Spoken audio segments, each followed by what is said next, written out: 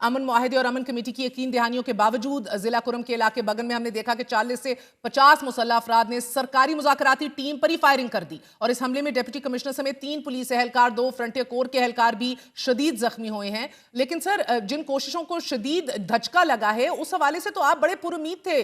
पिछले हफ्ते हमें इंटरव्यू में भी कह रहे थे, पर एक्स पर भी आपने पैगाम दिया, यकीन दहानी कराई कि काफिले की हिफाजत के लिए तमाम तर इकदाम समेत तमाम इंतजाम मुकम्मल कर लिए गए हैं। फिर यह हादसा कैसे हो गया और किसकी गफलत से हुआ? और हमले में फिर डिप्टी कमिश्नर का जख्मी होना इंतजामिया की नाअहली हम ना कहें? मैं ये समझता हूँ, देखें, जो हालात कुरम में रहे हैं पिछले महीने डेढ़ से, बड़ी टेंशन रही है दोनों फरीकैन के दरमियान, अहले तशी और अहले सुन्नत के दरमियान एक खासी ठीक ठाक लड़ाइयाँ हुई हैं जिसमें काफी लोग जाँ बहक हुए हैं। लेकिन जब मुआहिदा हो गया तो उसके बाद यकीनन एक बहुत ही बड़ा ब्रेक थ्रू था ये, और मैं समझता हूँ कि मुआहिदा एक बहुत बड़ा ब्रेक थ्रू है भी। लेकिन कई ऐसे लोग, कई ऐसे ग्रुप हैं जो नहीं चाहते कि अमन कायम हो और दोनों फरीकैन आपस में मोहब्बत और अमन से रहें। वो डेफिनेटली पहले भी बयानात देते रहे हैं, उनकी तरफ से पहले भी कोशिशें होती रही हैं कि मामला खराब हों, और मैं ये समझता हूँ कि ये जो वाकया है ये उन्हीं लोगों की कारस्तानी है जिन्हें मैं सिर्फ शरपसंद ही कहूँगा। इनको मैं यकीनन ये कोई ऐसी इनकी कोई पास ना कोई अवामी मकबूलियत है और ना कोई ये अवामी राय का एहतराम करते हैं। अलबत्ता जो दोनों फरीकैन हैं उन्होंने तो अपने बयानात में इस वाक़े को भी कंडेम किया है, इसकी मजम्मत की है और ये ऐलान किया है कि हम आज भी अमन मुआहिदे के साथ खड़े हैं और हम उसका एहतराम कर रहे हैं। तो मैं ये समझता हूँ कि ये एक यकीनन एक बदकिस्मत और नहीं, अफसोसनाक मगर वाक़या बैरिस्टर है, साहब, लेकिन इससे बदकिस्मत और जिन नासिर को आप हाईलाइट कर रहे हैं, इन नासिर का सुराग लगाना भी तो आपकी जॉब थी, राइट? इंतजामिया की नाअहली तो हुई ना फिर? देखिए महर, इंतजामी नाअहली मैं ज़ाती तौर पर नहीं समझता, मैं वहाँ मौजूद था, इंतजामिया मौजूद थी। अब अगर अचानक देखें, वो एक ऐसा इलाका है, वो कराची या इस्लामाबाद तो है नहीं, अब एक ऐसा इलाका है जहाँ लोगों के पास असला है, और अगर आप अमन मुआहिदे की बात देखें तो हम यही चाह रहे थे कि असला वापस करने की शर्त पर बात होगी, और वो बिलाखिर दोनों पार्टियों ने मान ली और उसके लिए वो एक लाहे अमल तय होना था। ये जो लोग हैं, ये देखें, वहां पर आपको पता है वहां पे मिलिटेंट्स हैं, वहां पर ट्राइबल एरिया था, और अब वहां पर ये इनके रेमिनेंट्स अभी भी हैं, हमले भी हुए हैं, एक पोलराइजेशन की फिजा भी है, टेंशन है।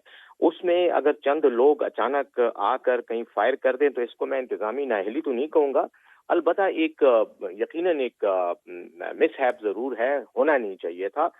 इंतजामिया का जो सीनियर तरीन एहलकार है उस जिले का डिप्टी कमिश्नर ही होता है, वो उसी पर फायरिंग हुई है, लेकिन फौरी तौर पर उस पर काबू भी पा लिया गया। वो लोग उन मगर पर भी सर, जवाबी कता कलामी फायरिंग हुई, माफ, जिस उनमें से वक्त ये कुछ हमला जख्मी भी हुआ हुए। बैरिस्टर साहब है, उसी वक्त खुराक और दीगर अशिया जरूरिया पर मुश्तमिल 65 ट्रकों का एक काफिला रवाना होना था। द प्रॉब्लम इज कि वो अभी तक नहीं हमें पता वो कब पहुंचेगा, कब रवाना होगा। 3 माह से ज्यादा तवील जमीनी रास्ते की बंदिशें हैं, ये खत्म होने का इम्कान हम सारे उम्मीद कर रहे थे। आपने खुद कहा कि हमले के बाद हालात काबू में हैं, लेकिन गाड़ियों पर मुश्तमिल काफिला ताहाल टल से कुरम के लिए भी रवाना नहीं हो सका। इसीलिए रवाना नहीं हो सका ना कि ये वाकया हो गया सड़क के ऊपर ही हुआ, जिस सड़क से गाड़ियों ने गुजरना था, तो इसलिए सिक्योरिटी के जो कंसर्न्स थे उनको मद्देनजर रखते हुए हमने यही फैसला किया कि अभी कॉन्वॉय को मूव नहीं करना, और जैसे ही अब सिक्योरिटी इदारे लगे हुए हैं वो हमें गो अहेड सिग्नल देंगे एक आध दिन में, तो इंशाल्लाह कॉन्वॉय को जो है दोबारा मूव कराया जाएगा। हिफाजत इकदाम जो हैं वो ज्यादा होंगे। थोड़ा सा ये था कि चूंकि अमन मुआहिदा हो गया था और दोनों फरीकैन ने ये यकीन दहानी कराई थी कि उनके इलाकों से किसी भी किस्म की ऐसी कोशिश को जो है वो नाकाम बनाया जाएगा जो अमन अमान में खलल डाले।